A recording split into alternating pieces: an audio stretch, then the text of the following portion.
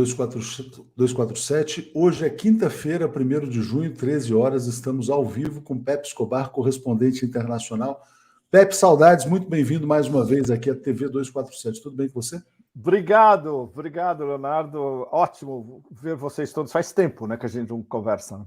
Acho que tem mais ou menos um mês. E o pessoal acho que mais. O pessoal fica com síndrome de abstinência, Pepe. Bom, estou vendo que você está em casa, você está na França. Estou em casa. Um pouco das suas últimas andanças aí, por onde você esteve na Rússia, certamente, mas dá um panorama para a gente aí das suas viagens. Bom, eu saí de Moscou no começo... eu saí de Moscou no dia 10, no dia seguinte da parada do Dia da Vitória, dia 9. Voltei para o Otanistão, via Istambul, que agora é o meu novo itinerário na minha vida nova. E depois, na semana seguinte, tem uma história que vocês vão adorar. Eu vou contar um pouco depois. Eu fui a uma mesa redonda de geopolítica em Ibiza, onde tinha basicamente top do business espanhol, mas tinha portugueses, ingleses, americanos, canadenses, escandinavos também. E depois eu vou contar o que aconteceu lá, que foi um negócio sensacional. E eu fiz uma coluna sobre isso. Eu não sei se eu mandei para vocês, Leonardo. Eu não lembro mais. E, bom, então agora a minha nova vida é entre o Otanistão e a Rússia. Então eu vou passar mais ou menos 2 meses em Moscou, mais ou menos 2 meses aqui, aí eu volto à Ásia Central no meio do ano, volto para Moscou, aí eu venho para cá, então eu vou ficar nessa ponte. A minha vida anterior, ela acabou. A minha vida anterior, ela era no Sudeste da Ásia e Hong Kong, com conexão chinesa. Ou seja, então a gente não vai te encontrar mais na Tailândia, não mais? Não mais. Eu não tenho mais casa na Tailândia. Claro, eu vou voltar. Eu sinto falta epidérmica da Tailândia, né? Em tudo. Os sons, a comida, a atitude das pessoas, a graça natural das pessoas, mas eu não vou mais viver na Tailândia. A vida nova, que é a última parte da minha vida, talvez, é uma coisa que eu não esperava. Eu estava pensando outro dia que eu estou com a mesma atitude quando eu tinha 18 anos, de novo. Vou começar de novo e uma nova vida e com tudo aberto. Que é entre aqui, claro, como vocês sabem, o declínio absoluto da dita civilização ocidental e entrando, finalmente podendo entrar fundo na civilização russa e entender todas as motivações diretas e conflitantes que levaram ao início da operação especial em fevereiro do ano passado, que terminou, já é o grande acontecimento do século XXI, porque tudo que vai acontecer daqui para frente depende do resultado dessa guerra. Então, como eu passei a minha vida inteira profissional, né, como um nômade itinerante entre Europa e Ásia e uma parte nos Estados Unidos, o lugar certo para eu estar agora é entre aqui, representando o Ocidente e a Rússia. E assim que eu puder, eu quero ir à China com tempo, porque a viagem que eu quero fazer na China é complicada, porque eu quero voltar ao Xinjiang, que eu não vou há vários anos. Eu já fui 4 vezes ao Xinjiang, mas eu não vi o Xinjiang novo na era Xi Jinping ainda. E amigos chineses já me falaram, tudo bem, você tem que explicar exatamente o que você quer fazer, eles vão te receber, mas como é muito complicado, eles sabem que eu sou jornalista, eu quero fazer uma viagem cultural e historiográfica também, que é a minha pesquisa sobre rotas da seda, que vem de anos. E, claro, juntando com como o Xinjiang é o nexo crucial da interação da China com a Ásia Central e partindo todos os corredores da Rota da Seda que vão para a Ásia Central, para o oeste da Ásia e chegando até a Europa. E, claro, a relação especial China-Rússia, eu quero ir, inclusive, a algumas das fronteiras China-Rússia, e claro, tudo que está sendo desenvolvido na União Euroasiática de integração, que é guiada basicamente pela política externa chinesa, pela política externa russa e como elas interagem. E aí entra tudo, né? Entra a Organização de Cooperação de Xangai, entra o BRICS Plus, que vai ser expandido já esse ano. Agora, enquanto a gente está conversando, Leonardo, vocês todos, está tendo a cúpula dos ministros das relações exteriores dos BRICS em Cape Town, que é uma preparação para a cúpula que vai ser em agosto, dos chefes de Estado dos BRICS. O presidente Lula certamente irá, Putin vai, já está confirmado, Modi vai, Xi Jinping vai, ou seja, isso vai ser um negócio extremamente importante, porque os líderes juntos, dos 5, vão estar discutindo os cruciais próximos passos da expansão dos BRICS, o BRICS Plus, e analisar nessa lista gigantesca que até há pouco tempo a gente achava que eram 25. Aparentemente já são mais de 30 que estão na lista, que já pediram oficialmente, extraoficialmente, que estão interessados, que estão fazendo pressão para entrar, como a Arábia Saudita, por exemplo, que está desesperada para entrar já, imediatamente. Por exemplo, aqueles 3 primeiros que estavam na lista para entrar, que era Argentina, Irã e Argélia, provavelmente vai ter 5, 6 ou 7 nessa primeira leva. Então, isso tem que ser discutido, vai estar sendo discutido certamente entre hoje e amanhã pelos ministros das Relações Exteriores, mas eles têm que fazer a preparação e os Sherpas dos 5 vão ter que estar discutindo entre eles, ok, quais são os nossos critérios, quem vai entrar, que região vai estar hiper-representada ou não tão bem representada, porque tem que ser equilibrado, né, entre os vários continentes. E, claro, a negociação crucial entre os 5 e entre os que vão entrar, que é desdolarização, que é um negócio que, nossa, eu tive muito essa conversa em Moscou, com quem está coordenando na Rússia o processo de desdolarização, que é basicamente o Glaziev, o Sergei Glaziev, dentro da União Econômica Euroasiática, e o principal assessor econômico dele, o Dmitry Mityaev, e agora a gente está em contato muito próximo. E ele me dá briefings de... Por exemplo, eles passaram 2 semanas em Pequim, no começo do mês, inclusive, antes do Dia da Vitória, no dia 9 de maio, e eles estavam discutindo... O assunto principal que eles estavam discutindo é com os bancos chineses qual a possibilidade do desenho de uma nova moeda, desde o início, ter a adesão dos bancos chineses. Esse é um assunto extremamente espinhoso, Leonardo, porque os bancos chineses todos têm pavor de sanções secundárias do sistema financeiro internacional pelos Estados Unidos.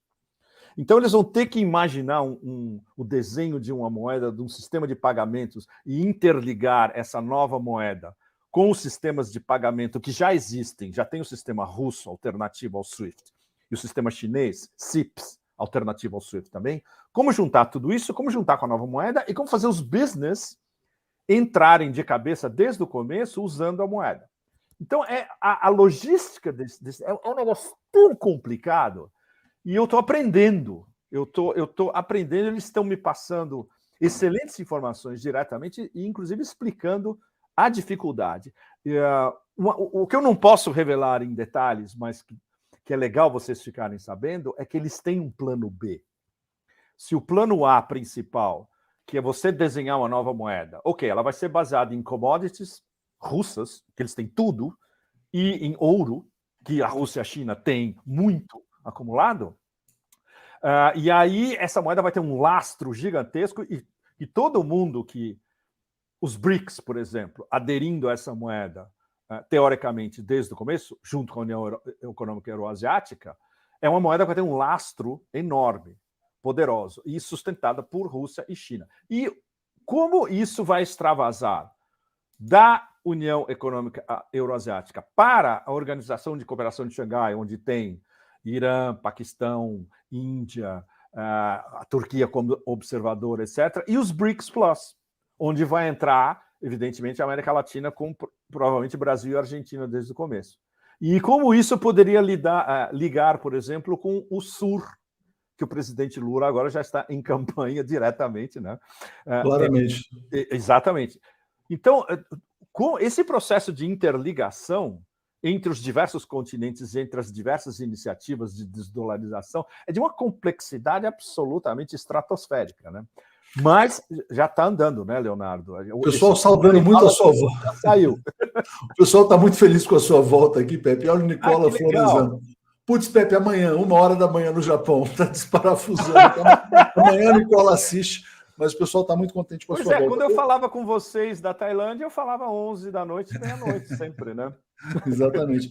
O Pepe, hoje, inclusive, de manhã, a gente comentou, teve uma posição oficial da China celebrando o desejo da Venezuela de ingressar também nos BRICS. A fila está muito grande, né? Quer dizer, o grande trabalho vai ser organizar a fila, na verdade, né? Organizar a fila, Leonardo, e você ter um endosso oficial chinês da participação da Venezuela, mas isso tem uma importância infinita, tão importante quanto Maduro visitar o Brasil e ser recebido pelo presidente Lula e estar na cúpula sul-americana. Isso foi brutal. No sul global inteiro, eu estava lendo a imprensa indiana agora há pouco, todo mundo falou do Maduro em Brasília. Todo mundo. No sul global inteiro, a África inteira. Então, isso foi super importante você dar essa perspectiva, Pepe, porque, sim, na verdade, a Venezuela é tratada pela imprensa brasileira como lixo, né? E lá fora, aí fora, na verdade, é outra chave, né? Bom, o lixo, na verdade, é a imprensa brasileira, né? Exatamente. Você tem toda a razão. Mas Pepe, vamos voltar então aqui. Você estava falando dessa reunião. Sim. A ex-presidente Dilma Rousseff, presidente do Banco dos BRICS, ela tem um papel importante nesse processo de desdolarização? Nossa, mas enorme. Vocês ainda não conversaram com a presidente Dilma nos últimos dias? Depois não, depois ainda não, né?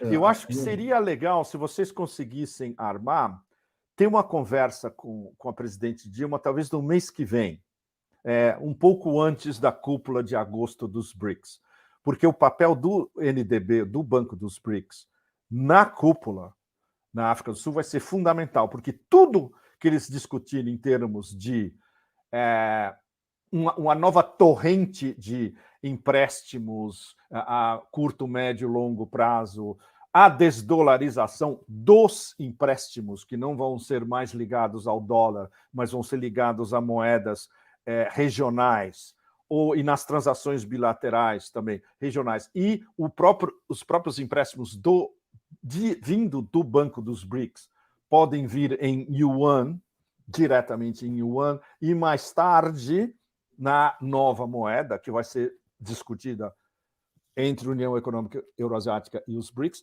Então, o papel do NDB é fundamental. O NDB agora pode ser visto por uma boa parte do sul global que vai entrar nos BRICS como o banco deles. O banco deles não vai mais ser FMI, Banco Mundial, vai ser o NDB. Claro, o NDB é um banco ainda relativamente incipiente comparado com o sistema americano, que está aí há décadas, é outra história. Mas agora a arrancada começa esse ano. E o fato da presidente Dilma tá no comando bom, eu tenho certeza que ela tem noção do papel histórico que ela vai desempenhar agora, né? Que é um negócio de uma importância brutal.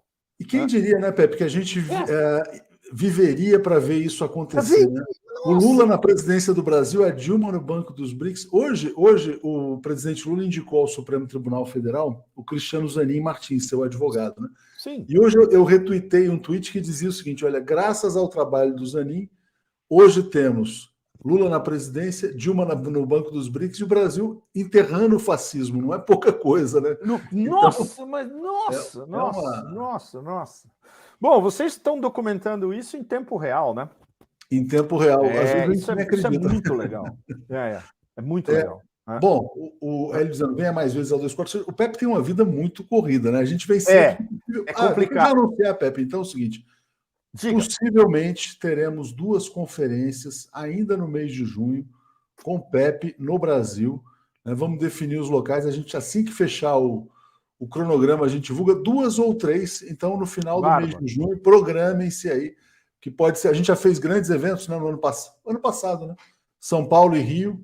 Quem sabe a gente repete a dose aí.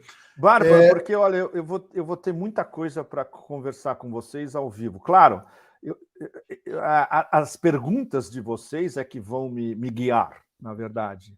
A ideia é eu contar para vocês o que está acontecendo na Eurásia, e eu tenho certeza que vocês vão bombardear com Por exemplo, eu estou vendo uma pergunta sobre o Prigozhin aqui, que apareceu agora. Acabou de aparecer. Se quiser, até já fala agora, porque eu ia trazer as perguntas mais adiante, mas essa está focada na questão da guerra, mas se quiser falar agora, a gente volta para os BRICS depois.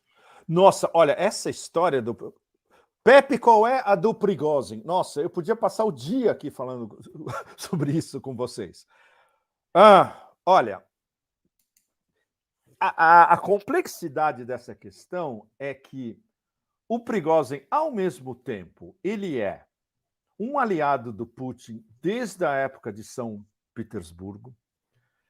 Ele é um operador solitário em termos de que ele conceptualizou, montou, desenvolveu e expandiu a Wagner, que hoje é um fenômeno admirado no mundo inteiro como um exército privado extremamente eficiente e que é capaz de vencer um exército profissional weaponizado pela OTAN e destruir os caras, que é o que aconteceu em Bakhmut, Artyomovsk, e isso a repercussão no sul global. Os americanos e os europeus ficaram entre perplexos e desesperados. E o sul global ficou, uau, o que é isso? E todo mundo agora quer saber sobre Wagner, como Wagner funciona, e em alguns países da África, o quê? Wagner, vem aqui, vem nos ajudar. E, ao mesmo tempo, isso eu comprovei, inclusive, quase diretamente.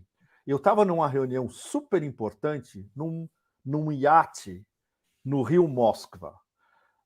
Eu não posso dizer quem estava. Uma das pessoas que estavam, sim, eu posso dizer quem era o Dugin, que depois, quando a gente ancorou num porto, veio o serviço de segurança. O Dugin agora só vai para qualquer lugar dentro da Rússia com serviço de segurança, depois do assassinato da Daria, né? O Dugin colocou um hoodie preto, óculos escuros, e na hora que ele estava completamente disfarçado, ele saiu do barco e entrou direto num SUV preto com a luzinha azul em cima e um carro da polícia atrás com escolta. Bom, no meio dessa conversa, quando a gente atracou nesse porto, subiu um alto dirigente do Donbass, ex-combatente e alto dirigente do Donbass. A primeira pergunta que eu fiz para ele, eu pedi, claro, licença aos meus como é que chama? Anfitriões, falou, posso perguntar sobre o Prigozhin para ele? Ele falou, claro. Eles perguntaram para ele, tudo bem. E ele conhece toda a história. Ele falou, ele confirmou diretamente o que a gente já sabia, mas com mais detalhes, que é uma guerra direta de influência entre o Prigozhin e o Ministério da Defesa. Do ponto de vista do Prigozhin, o Ministério da Defesa como um todo, a estrutura burocrática, é um desastre. O Shoigu, o ministro da Defesa, ele diz que é completamente incompetente. E o Gerasimov, que é o chefe do Estado-Maior, lá em cima, né, ele diz que é tão incompetente quanto, talvez um pouco menos do que o Shoigu. Então, isso gera a fricção entre Prigozhin diretamente e o Ministério da Defesa, é um negócio muito sério. E extravasou para o público, porque o Prigozhin deu, não várias, mas ele deu uma entrevista bomba no final de abril para um blogger militar russo que estourou para todo lado. Os americanos pegaram, essa entrevista passou nos Estados Unidos de cabo a rabo, traduzida, vários trechos. Ele detonando com o Ministério da Defesa, com a estratégia do Gerasimov, do Shoigu, etc. E tal. Isso na Rússia, se você faz isso, Leonardo, e vocês todos, abertamente na Rússia, isso é considerado traição nacional. Você vai preso, vai para a cadeia e não sai mais. Por que o Prigozhin tem essa margem de manobra? Aí é que entra a relação pessoal dele com o Putin e o fato de que o Putin usa o Prigozhin para o Prigozhin falar o que está errado dentro da estrutura burocrática do Ministério da Defesa, que é algo que os correspondentes militares russos, escrevendo nos canais de Telegram deles, os caras denunciam isso quase todo dia, há meses, há 15 meses, na verdade. Mas isso não extravasa para a grande mídia. Por exemplo, você não pode ver uma discussão de fundo como essa, você não vai ver na RT, por exemplo, e você não vai ver em detalhes nos canais da TV russa, os canais estatais da TV russa. Mas como o Prigozhin, a população entende que basicamente essas principais vitórias no terreno há meses são conquistadas pela Wagner. E Bakhmut, Artyomovsk, foi basicamente uma vitória Wagner, praticamente inteira, com auxílio das milícias do Donbass, as milícias de Lugansk e Donetsk, e o exército russo estava na retaguarda. O exército russo estava na retaguarda com aquela artilharia absolutamente brutal, que é a tática que a gente chama de moedor de carne. Ou seja, qualquer avanço que havia dos ucranianos, os russos chamavam os ucranianos, deixavam eles avançar e soltavam aquela artilharia apocalíptica e o moedor de carne funcionava. Mas quem estava, sabe, na briga de foice, de, como é que chama, de rifle e de avançar metade de um quarteirão em uma semana para outra metade do quarteirão, os caras no terreno eram todos da Wagner. E foram esses que morreram. O Prigozhin disse, quase en passant, nessa entrevista e depois em outras intervenções deles diretas, que morreram pelo menos 20 mil soldados da Wagner. Isso é enorme.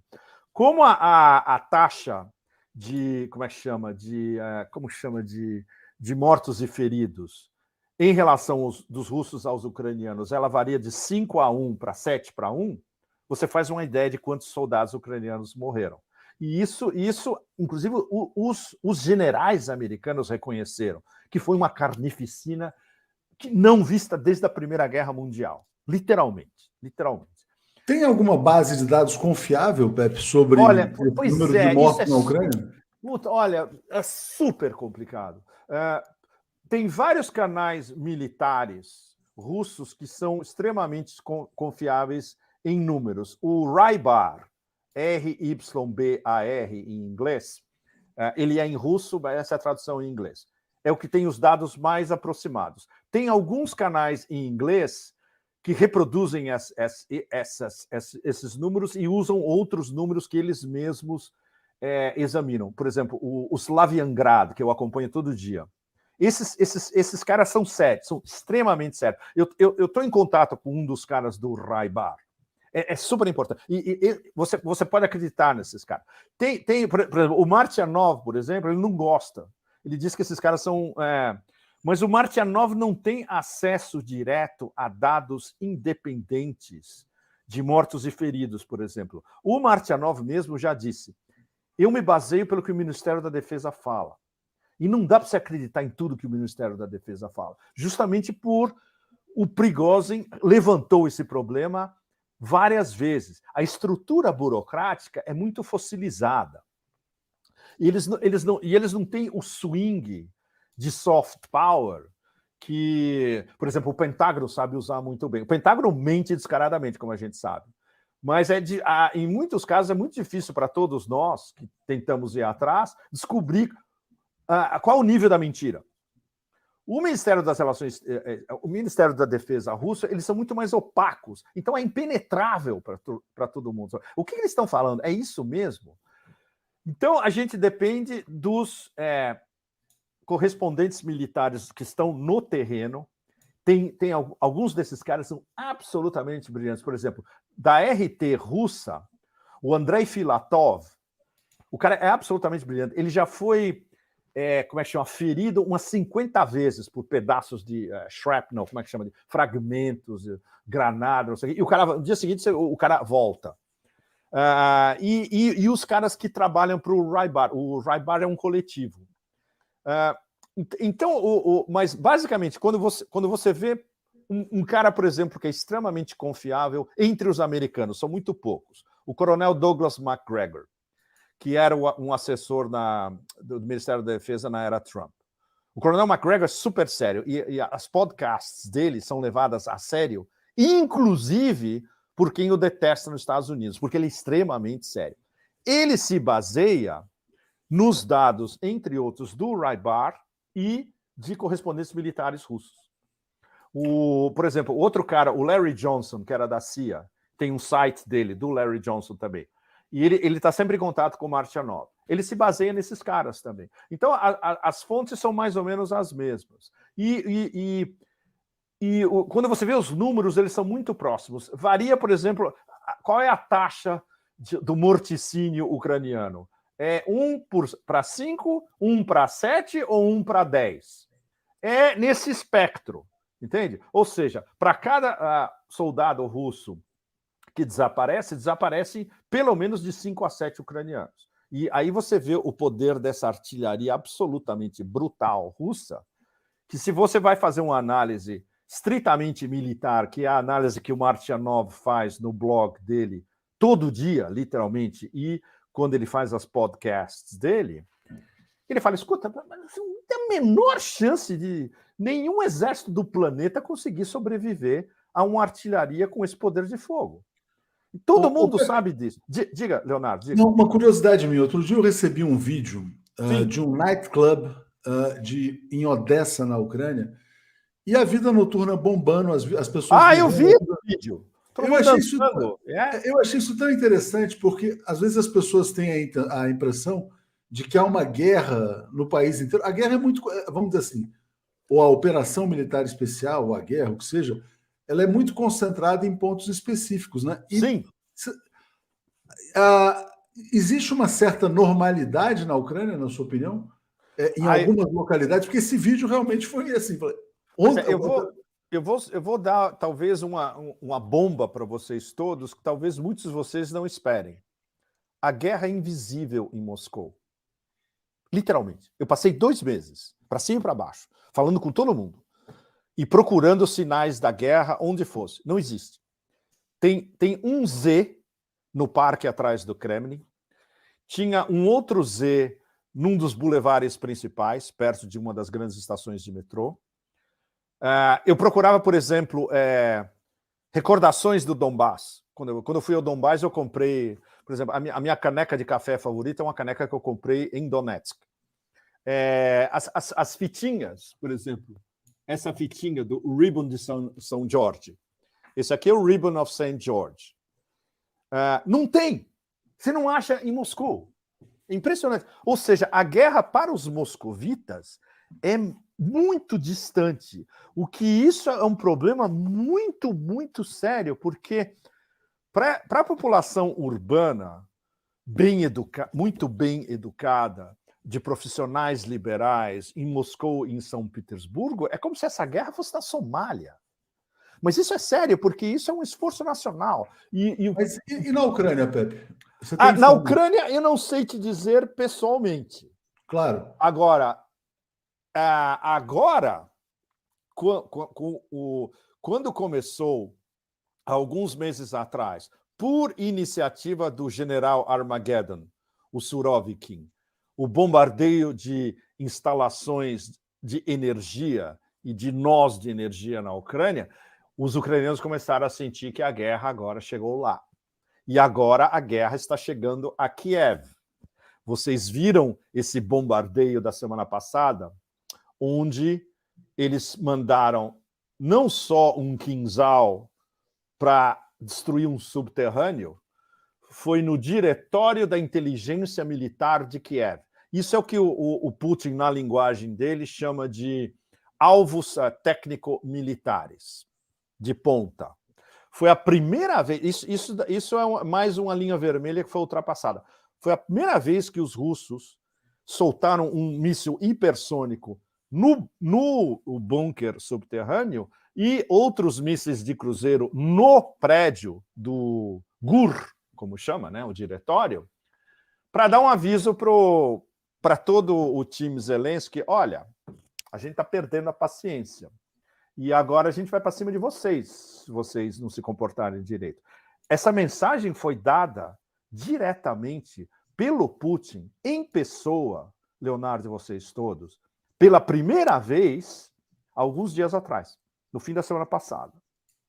E a resposta, entre aspas, foram aqueles drones que eles mandaram em cima de Moscou. Drones vagabundos que vieram provavelmente da periferia de Moscou, porque eles não têm autonomia para viajar 800 quilômetros ou 700 quilômetros. Então agora a gente está começando a entrar num estágio ainda mais perigoso, porque o presidente já deixou... Não só o Medvedev, cada post do Medvedev no Telegram dele e no Twitter dele, o Medvedev já está falando diretamente. Não tem outra saída a não ser exterminar a cabeça da cobra. E isso, até algumas semanas atrás, não era dito por nenhum alto funcionário russo ao nível de Conselho de Segurança Nacional, que é o caso do Medvedev, que é o secretário do Conselho de Segurança Nacional. E agora foi dito pelo próprio presidente, dizendo, olha, a gente está mandando uma mensagem, e a mensagem não é para vocês aí em Kiev. Essa mensagem foi dada para Washington e Londres. E o Ministério das Relações Exteriores russo, não só via a Maria Zakharova, mas o Lavrov e os como é que chama? Ministros secundários, que tem 4 ou 5 de altíssimo nível, logo abaixo do Lavrov, já estão dizendo, olha, para todos os efeitos práticos, a Inglaterra está em guerra contra nós.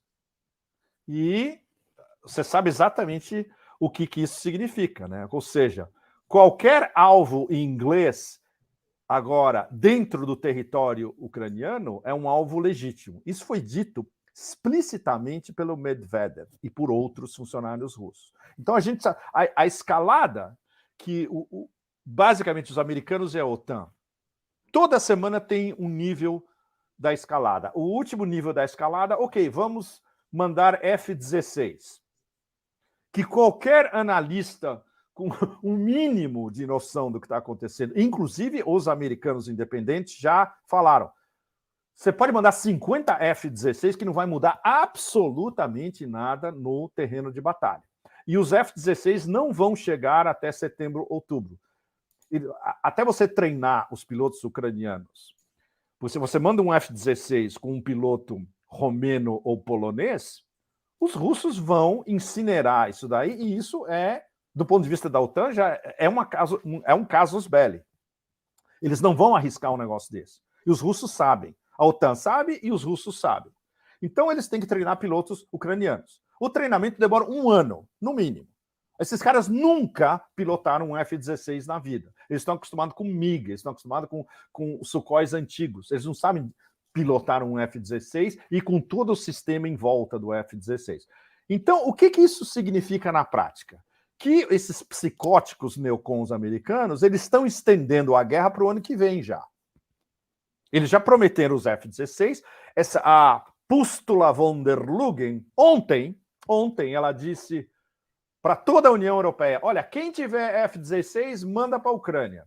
É como se ela estivesse dando uma ordem direta vindo de...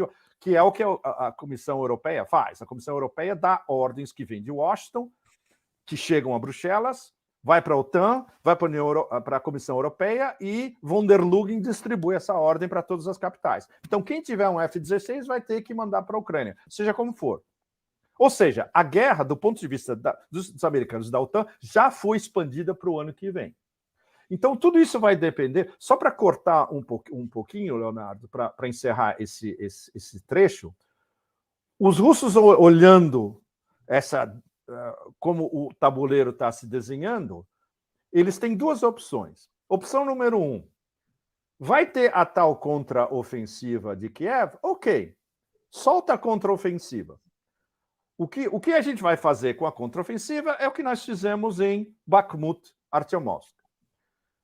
A gente deixa eles avançarem, na hora que eles avançarem para o lugar que a gente quer, a gente solta aquela artilharia absolutamente apocalíptica em cima deles e incinera todo mundo. Opção número 2, não vai ter ofensiva. Ótimo, tá bom, a gente continua esperando.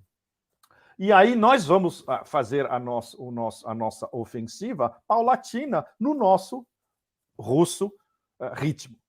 Então, essas são as duas opções no momento.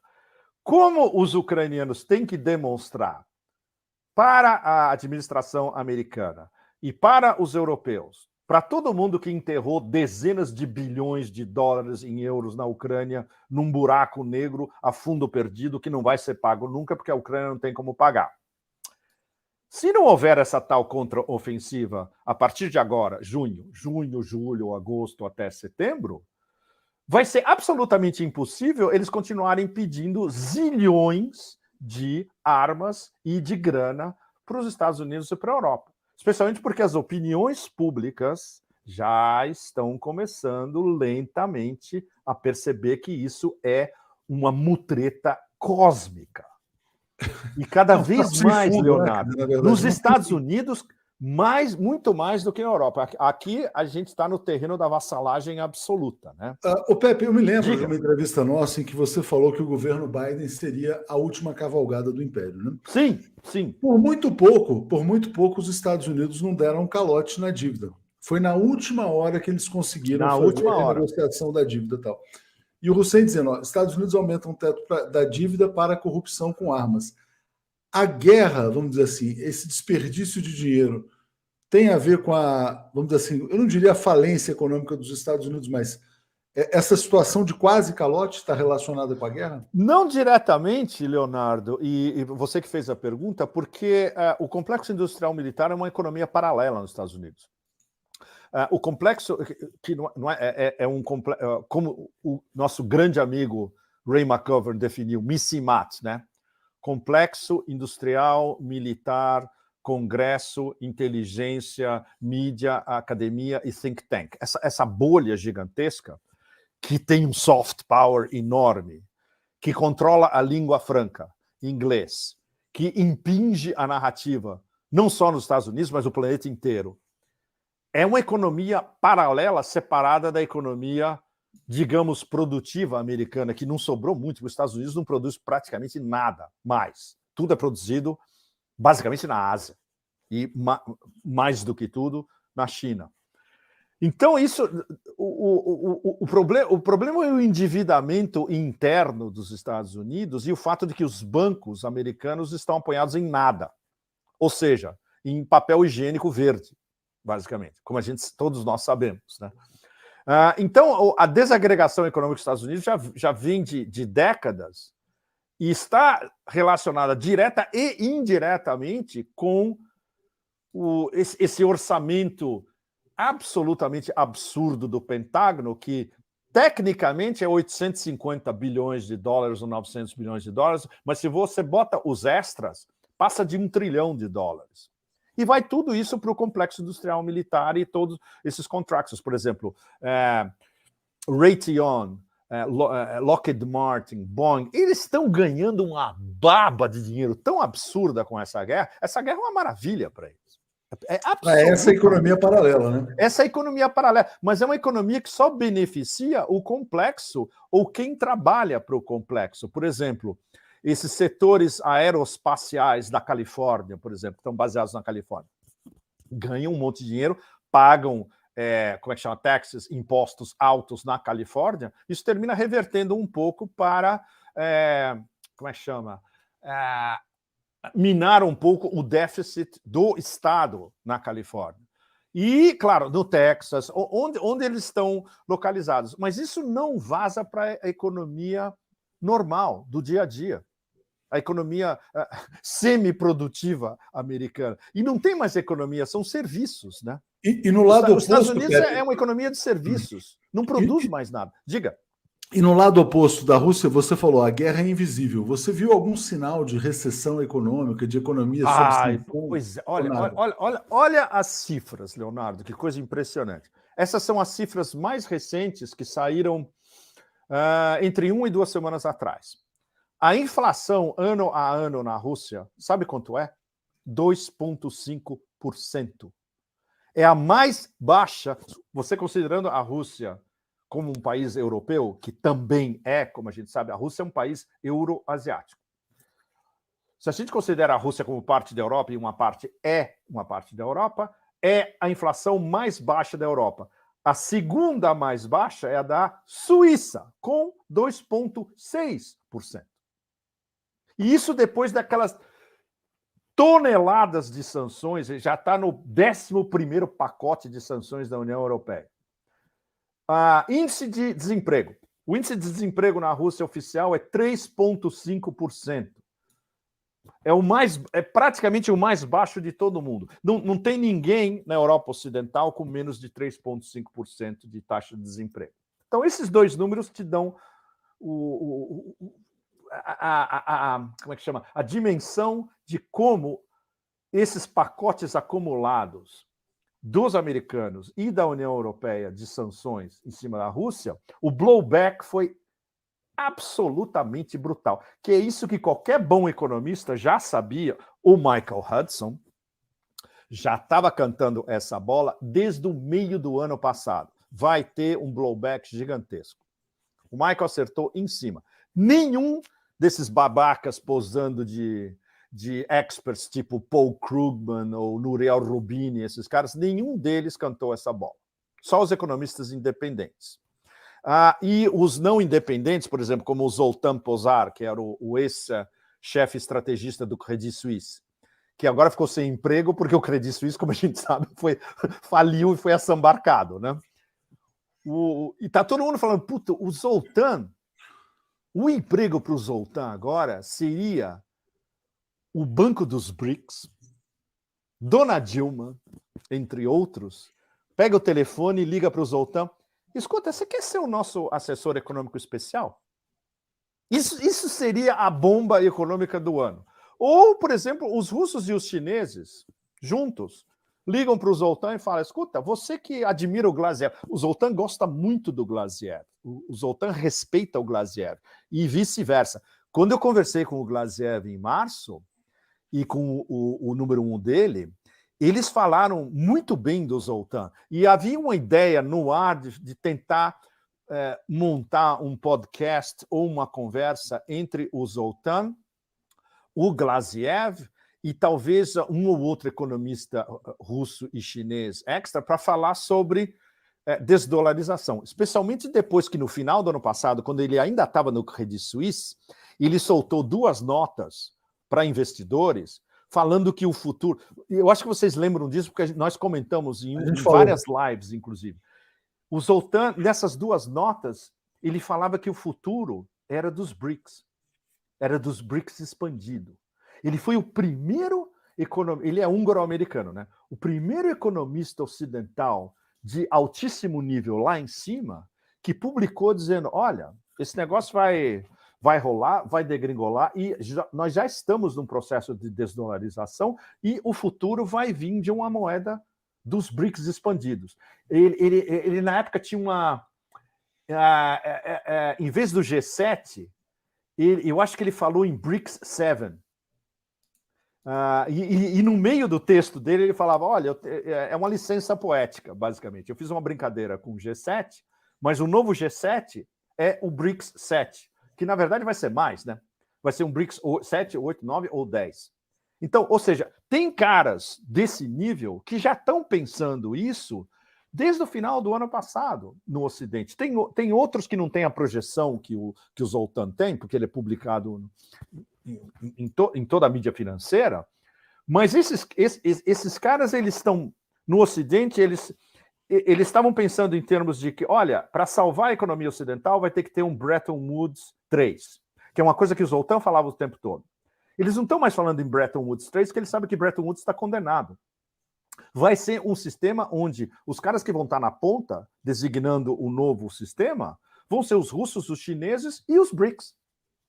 Então, o jogo, para vocês terem uma ideia, o jogo nos últimos 5, 6 meses mudou completamente.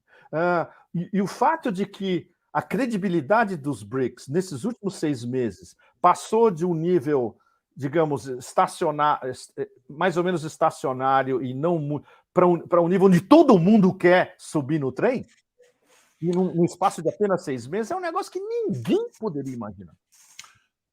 Exatamente, Pepe. Isso casa com o título que você deu para essa live, que é A Revolta do Sul Global, né?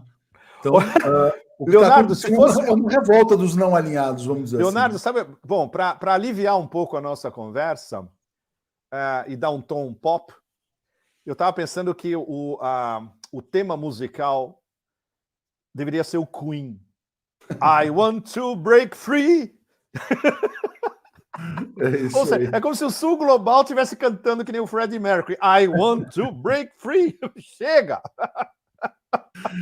Essa é muito boa, Pepe. Não, e essa música é fantástica, né? Ela tem um outro sentido, mas é uma Ela tem um outro libertação. sentido, mas a gente pode adicionar um sentido geoeconômico também, né? É uma libertação geoeconômica. Nesse sentido, Pepe, como é que você. Bom, deixa eu primeiro, antes de falar do presidente Lula, como é que você acompanhou a cúpula do G7 em Hiroshima? Qual foi a sua síntese daquele Uau! evento? Pois é, eu estava acompanhando tudo ao mesmo tempo, ou seja, a gente se cria dores de cabeça adicionais, porque para acompanhar como se deve o que está acontecendo, você tem que acompanhar tudo entrecruzado. Então, o que estava acontecendo ao mesmo tempo era a cúpula do G7, a volta triunfal da Síria à Liga Árabe, os prolegômenos da reunião da comissão da Eurasia Economic Union, da União Econômica Euroasiática, que foi a semana passada, e a cúpula China-Ásia Central, que foi super importante. Enquanto o G7 basicamente tentou atrair outras nações que não fazem parte do G7, de acordo com a arbitrariedade deles mesmos, é onde entra o Brasil, eles tentaram uma armadilha em cima dos convidados, a Indonésia, entre outros, e o Brasil também, para fazer mais uma palhaçada à la G20 em Bali de condenar a Rússia. E não tinha mais nenhuma outra agenda no G7, a não ser... Tinha duas agendas, na verdade. Condenar a Rússia, e traçar os parâmetros de uma condenação da China também. O que a China estava fazendo neste mesmo momento? Praticamente simultâneo. A cúpula com os 5 stands da Ásia Central, onde a China juntou os 5 stands da Ásia Central, vários deles são membros da Organização de Cooperação de Xangai, 3 deles. Alguns deles vão ser membros do BRICS Plus, provavelmente o Cazaquistão vai entrar na primeira ou na segunda leva do BRICS Plus, e eles são todos os vizinhos imediatos a oeste do Xinjiang, do oeste da China, da expansão das novas rotas da seda. Por exemplo, essa foi a última viagem grande que eu fiz na Ásia Central antes do Covid. Eu fui nas 3 fronteiras com o Xinjiang. Eu fui na fronteira Tajik, no alto, literalmente a 4.000 metros de altura. Eu fui na fronteira do Quirguistão com o Xinjiang, que é uma fronteira especialmente de tráfego de caminhões gigantesco, e eles estão construindo uma estrada de ferro também. E eu fui na fronteira mais movimentada, que é a fronteira do Cazaquistão com o Xinjiang, onde tem 3 corredores passando ao mesmo tempo. Tem um corredor de autoestrada, uma autoestrada state of the art, novíssima, espetacular, para os caminhões. Tem um porto, eles chamam de dry port, é um porto interno, desculpe, não um porto marítimo, para trânsito de mercadorias por esse porto, numa zona franca especial, do lado chinês e do lado cazaque, e o trem, quer dizer, os trens que vêm da costa leste da China e do Xinjiang, eles cruzam essa fronteira no Cazaquistão e aí eles vão ou para a Rússia ou vão pela Ásia Central para o Irã até chegar na Europa. Então, a China junta esses 5 stands da Ásia Central numa cúpula especial e fala, olha, as novas rotas da seda, vocês são os atores principais. E no discurso do Xi Jinping, tem um trecho no discurso dele que é um negócio tão sensacional. Eu estava discutindo isso entre ontem e hoje. Olha que legal. Tem um trecho do discurso onde ele, literalmente, ele repete o que ele disse há 10 anos atrás, quando a China lançou oficialmente as novas rotas da seda. Foi em Astana, no Cazaquistão, em setembro, e depois em Jakarta, na Indonésia, em outubro, a rota marítima da seda.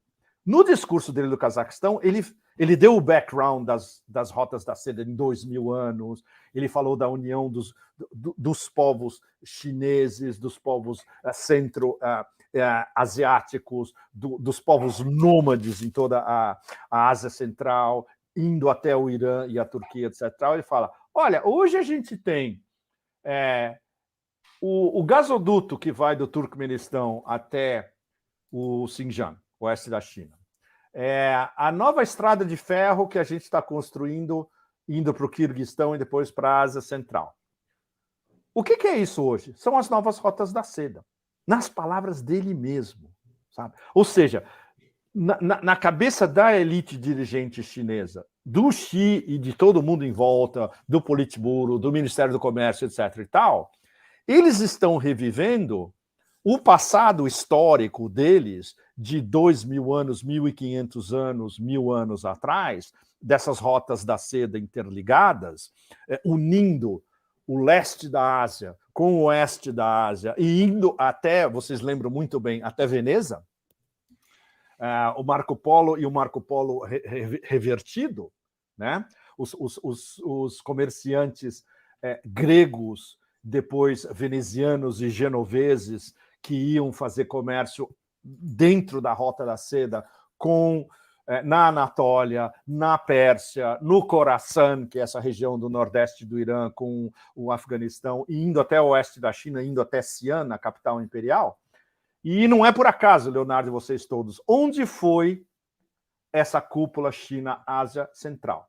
Os chineses, para mandar recados simbólicos, ninguém bate. Foi em Xi'an. Xi'an era a capital imperial das rotas da seda. Voilà! Ou seja, eles estão dando eles estão retraçando os passos históricos deles do passado dinástico, do passado imperial e do passado comercial deles, quando eles eram a grande potência comercial do planeta. Não se esqueçam, a China era a maior potência comercial do planeta, praticamente em todos os últimos 2.000 anos, a não ser nos últimos 200 a 250.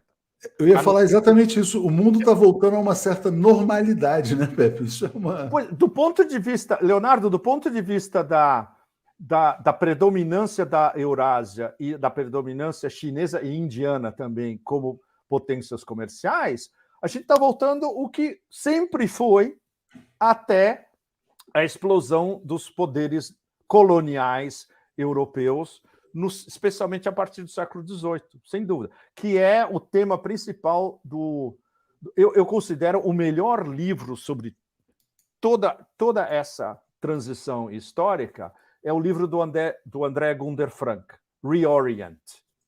Eu não sei se tem em português, mas se vocês querem saber, sinteticamente, em um livro só, vocês só têm tempo para ler um livro só, vocês pegam esse livro, o André Gunder Frank explica todo o processo de acumulação de riqueza na Eurásia nos últimos 2.000 anos, até o meio do século XVIII, como os europeus, os poderes coloniais europeus constituíram a sua riqueza, que hoje agora todo mundo já sabe, basicamente explorando as riquezas das Américas e da África, né, que reverteram todos para o hemisfério norte, e como a partir do século XVIII, ou seja, em termos históricos, uma fração de menos de 250 anos, eles constituíram a dominação ocidental, e hoje, agora, isso está começando a ser revertido pela China, pela Rússia, pela Índia e por essa união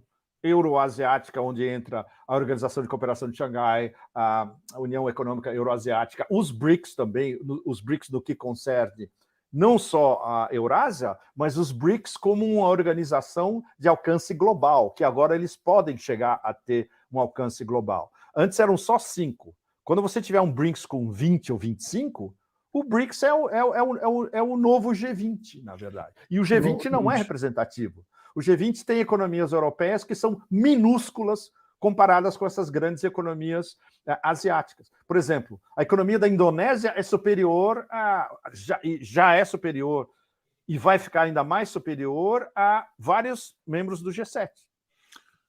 Pepe, só para pegar o ponto em Hiroshima ainda, que eu quero te perguntar sobre a reeleição do Erdogan também. Sim. Como é que você avaliou o discurso do presidente Lula em Hiroshima? Porque ele confrontou claramente ali a posição belicista do Biden, do G7, do próprio Zelensky, não se encontrou com o Zelensky lá. Como é que você avalia essa atitude e a eventual repercussão que isso possa ter tido? Olha, o principal foi o fato de que, considerando a estreita margem de manobra que o presidente Lula tem, isso tem que ficar muito claro. A margem de manobra que o Império deu para o Lula pessoalmente e para o seu governo é extremamente estreita. Ou seja, a navegação... Nossa, a navegação é muito mais complicada do que, como dizia o Deng Xiaoping, né? Atravessar o rio sentindo as pedras. O Lula tem que sentir cada calhau que ele está pisando enquanto ele está atravessando o rio, porque ele está sob vigilância total do Império. Então, quando ele tem uma oportunidade de ele ser Lula, como nós o conhecemos, num fórum mundial, com uma audiência global e todo mundo prestando atenção ao que ele está dizendo, eu acho que o que ele fez em Hiroshima foi extremamente louvável, sem dúvida. E na verdade, no antro das cobras, né? Ele estava no meio do antro das cobras. Ele estava no meio do antro das cobras, com o senil na mesa, com Pústula von der Lugen, que é a coisa mais tóxica que já esteve presente como uma liderança europeia. Ou seja, e ele achou uma maneira de colocar, olha, não é assim, não.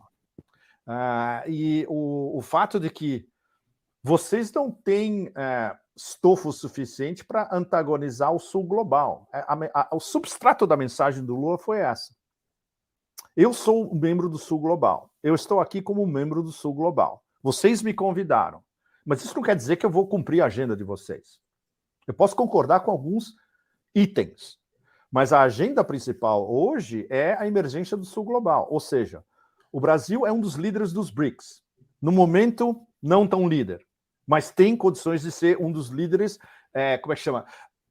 Direcionando o papel dos BRICS como o grande aglutinador dessa revolta do Sul global. E o problema é que, em condições ideais, ele teria margem de manobra, mas não tem no momento. E é o que... Claro, ele sabe isso melhor do que todos, e todos nós que o acompanhamos temos que dar o crédito devido para quando ele, pelo menos, consegue extravasar dessa camisa de força. Né? E apanha muito aqui no Brasil. Eu ouvi muitas críticas vindas do Brasil à posição do presidente Lula e do governo em várias votações anti-Rússia, retórica anti-russa, diplomacia brasileira fazendo alguns infantilismos, etc. E tal. Como eu estou de fora, eu só escuto. Ou seja, eu prestei atenção no que ele disse e como ele agiu em Hiroshima. E foi extremamente nobre. Né? Você acha que o Lula já é visto como uma liderança ou a liderança do Sul global? Não. Ainda não. Não por várias razões, Leonardo, porque os mais agudos observadores sabem que a liderança do que está acontecendo agora e dos próximos passos, ela vai vir da Rússia e da China. O Brasil deveria estar nesse trio. Não está no momento justamente porque o Brasil está acuado por esses psicóticos neocons que controlam a política externa americana. Então, como Lula e os seus principais assessores pode se desvencilhar disso e colocar o Brasil numa posição de soberano, não numa posição de acuado. No momento está mais para acuado e tentando achar o seu swing do que totalmente soberano. É o caso da Índia também. Também, Brasil e Índia são muito parecidos. Eu conversei muito com os russos sobre a Índia. Por exemplo,